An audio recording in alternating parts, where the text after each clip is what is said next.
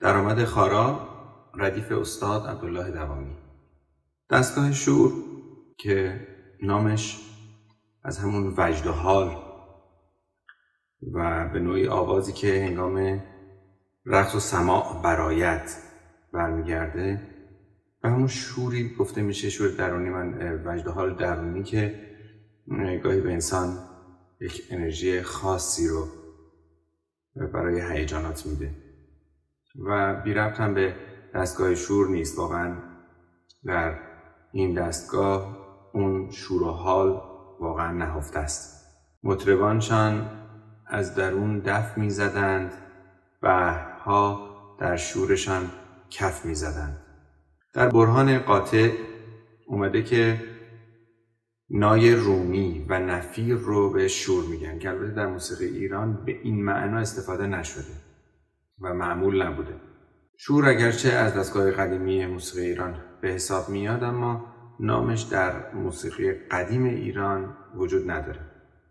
این دستگاه شور امروزه جزو 7 دستگاه اصلی موسیقی ایران به شمار میره و جزو بزرگترین دستگاه ها به حساب میاد که متعلقات زیاد و گوشه‌های زیادی داره و یکی از دستگاه‌های 7گانه موسیقی آذربایجان هم هست. همونطور که گفته شد در موسیقی قدیم و باستانی ایران هم نامی از شور وجود نداره، اما در موسیقی عرب از بین 52 مقام 30 مقام هستن که نام ایرانی دارن و یکی از اونها با نام پارسی شورک شناخته میشه که همین بی ربط به شور ما نیست و این مقام ها در مصر و لبنان و سوریه رواج داره. بسیاری از الحان شور که در حال حاضر در دستگاه شور وجود دارن در قدیم وجود داشتن و از لحاظ تطابق مقامات ملایم با فواصل امروزی تقریباً همسان میتونه باشن، از جمله حسینی، بوستان، جانفزا که در ادوار مغازات الالحان فواصل اینها ذکر شده و قابل مقایسه هست با دستگاه شور و گوشه های شور. اما با کمی تفاوت میتونه شبیه باشه به مقام های قدیم یونان از جمله دورین و اولین یا آولین. به عنوان نمونه اگر ما از نوت ر دورین رو در نظر بگیریم، ر می فا سول لا سی بمول دو ر، اگر می رو کرم کنیم در اصل به نوعی شور به وجود میاد. هرچند میدونیم در دستگاه شور ما تغییرات پرده‌ای و اینها داریم، ولی به طور کلی این رو عرض میکنیم. و همچنین اولین که از لا شروع میشه که میشه لا سی دو ر می فا سول لا، در اصل اگه ما سی رو کرم کنیم شور به وجود میاد. شور رو بعضی ها مخفف شورانگیز هم دونستن. عارف میگه دستگاه شورانگیز مفرح نشاط که طعم شیرینی آن از ذائقه اهل ذوق روزی برود که سر نباشد. و در ادامه میاره که چرا آوازانگیز است. دستگاه شور دارای متعلقات وسیعی هست و بسیار از نغمه‌های محلی از جمله دشتستانی یا گیلکی رو هم در مجموعه خودش که حالا دشتی باشه داره.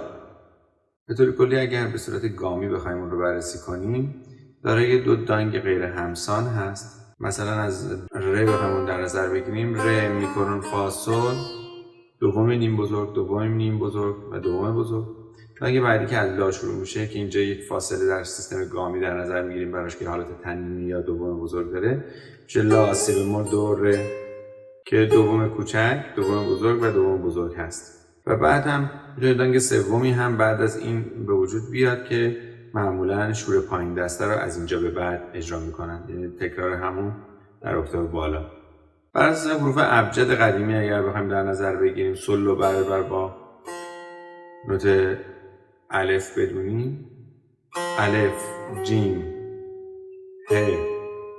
ه جیمی که 2 باشه، رکوران ی می بمول، فا ی و ی ماهی جیمی هم میشه سول. در اینجا در اصل ر رو کرون گرفتیم.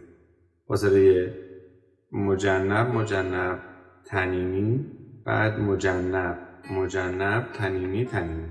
البته خود بنده نگاه دانگی به موسیقی ایرانی دارم و سیستم دانک‌ها رو در ویدیو دیگری که در دستگاه شور ردیف استاد دوای بررسی شده خواهیم آورد و دانک‌ها رو بررسی خواهیم کرد. اصطلاح چپکوک و راستکوک. بسیاری موارد از من سوال شد در مورد این که راستکوک چیست و چپکوک چیست. اصطلاح راستکوک و چپکوک یک اصطلاح بسیار قدیمیه که میشه گفت بعد از دوره قاجار باب شده و شاید دلیل این بوده که چون دسته ساز معمولا رو به بالا قرار می گرفته و زاویه یه مقدار رو به تعالیب داشته در سازهای دستاندار، معمولا ما راست سیمهای بم وجود داشتن و چپ سیمهای زیرتر و وقتی ما برای خواننده‌ای از سیمهای بالاتر استفاده می کردیم می گفتیم این راستکوکه یا داریم دستگاه راستکوک می زنیم و اگر از سیمهای پایینتر استفاده می کردیم مثل سیم اول در ستار می گفتیم چپکوکه.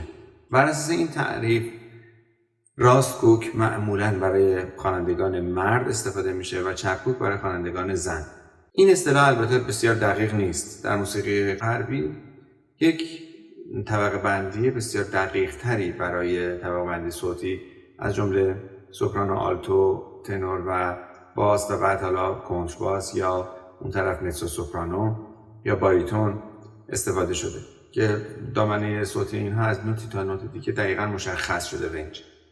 ولی به طور کلی معمولا خانم ها چون زیرتر میخونن بهشون میگیم چپکوک و آقایون چون بمتر میخونن میگیم راستکوک. البته ما خوانندگان مرد راستکوکی هم داشتیم و داریم که معمولا این خوانندگان به دلیل اینکه حالا در ایران حرمت صدای زنان وجود داشته مورد توجه قرار گرفتن در دوره‌هایی و اینکه معمولا بسیار از خوانندگان مرد سعی میکنن در رنج صدای بانوان بخونن، یعنی در راستکوک بخونن و از یک فن خاصی برای صداسازی برخوردار هستن که خیلی هم قابل توجهه و بسیار بالا میخونن مثل بسیار از کارهایی که استاد شجریان کردن یا مرحوم ایرج بسطامی و در رنج چپکوک به اجرا پرداختن. به طور کلی وقتی بخوایم شور رو بررسی کنیم، شورهایی که در سیم زرد در دستان اول قرار میگیرن تا حدی میتونیم بگیم شور راستکوک هستن، مثل شور سول یا مثل شور لا یا مثل شور سی. اما شور دو، شور ر و شور می رو به شور چپکوک میگیم. شور فا هم قابل اجرا هست که معمولا اون رو در رنج راستکوک در نظر میگیرن. بر همین اساس متعلقات شور هم چیده میشن. مثلا اگر ما ابعادهای لا کرون بخوایم اجرا کنیم میشه راستکوک، ابعادهای ر کرون بخوایم اجرا کنیم میشود چپکوک. یا افشاری دو افشاری راستکوکه یا افشاری ر که در شور لا قرار گرفته.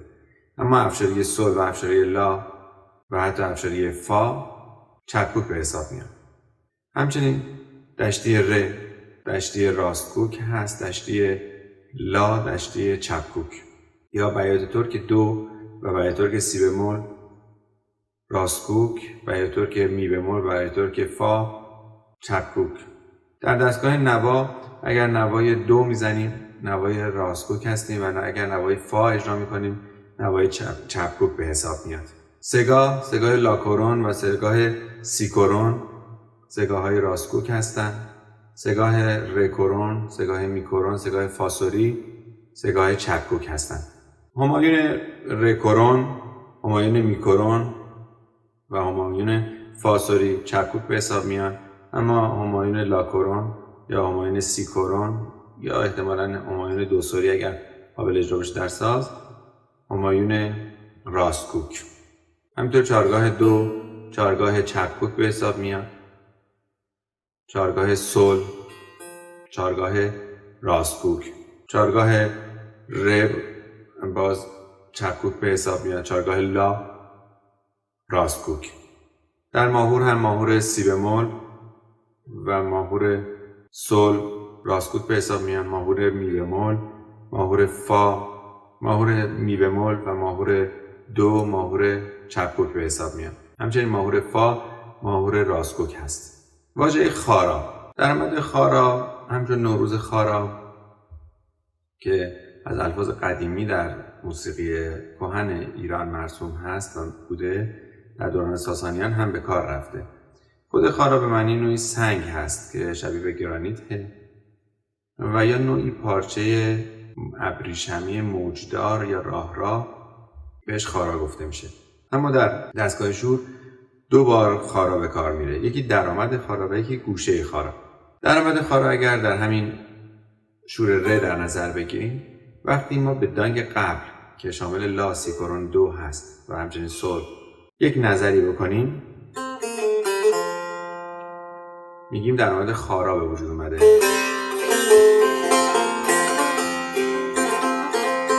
اما شاهدش همچون درآمد عادی شور همون نوت ر هستش. اما گوشه خارا که در محدوده کوچک و بزرگ، بیشتر بزرگ در نظر گرفته میشه، روی نوت 2 قرار میگیره، یعنی 1/7 بالاتر از شاهد شور و شبیه به حالت اباعتا خواهد بود.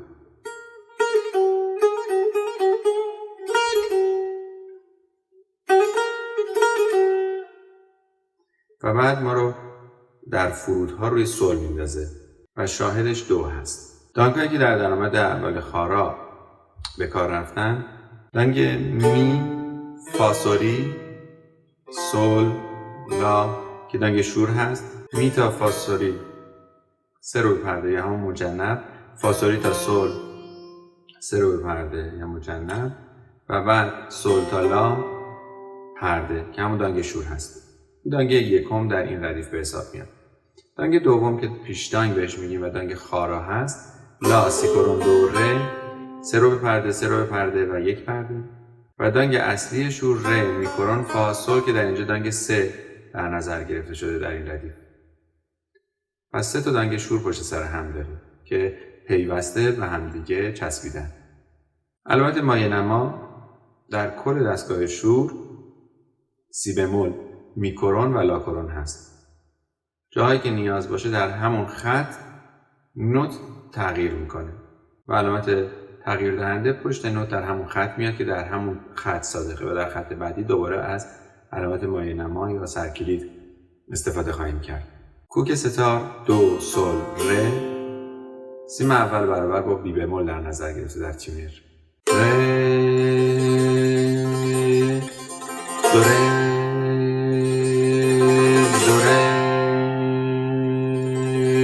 دو سی لا سول، سول لا سی دو ر دو ر دو ر دو ر سی دو لا سی سول، سی لا دو سی ر دو می ر سول، فاس فاس میس میس رف رف دوم داره. ابتدا با شاهد شور نوت ر شروع میکنیم، تکریز، بعد 2 بار داریم دو ر، شاهد باز تاکید بیشتری روش صورت میگیره و بعد به سمت خارا میریم. 2 سی لا سول، راست چپ راست راست، سی کرون هست و لا هم به کار شده اینجا قسمت. حالا میایم به سمت ر. پس اینجا یه حرکت فروشا داشتیم، حالا یک حرکت برشو، سول لا سی دو ر، همین راست هستن. دوباره ر رو میخوایم تاکید کنیم، دو ر. دفعه دوم چون تکریز بالای کادر هست، دو ر با تک اجرا میکنیم ر رو. دوباره یک حرکت فروشو به سمت سول خواهیم داشت، دو ر، که روی نوت 2 میتونیم دو را بدیم و دو را بشه دو پا دو، دو ر سی دو لا سی سول. دوباره یک حرکت برشو یا تحریر فراز، سی لا دو سی، تک تک ریز ر دو، یک پله میریم بالا میره و میریم به سمت اوج، نوت سول،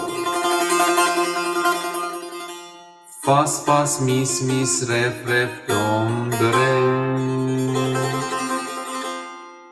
که در اینجا تغییر نشیب رو داریم.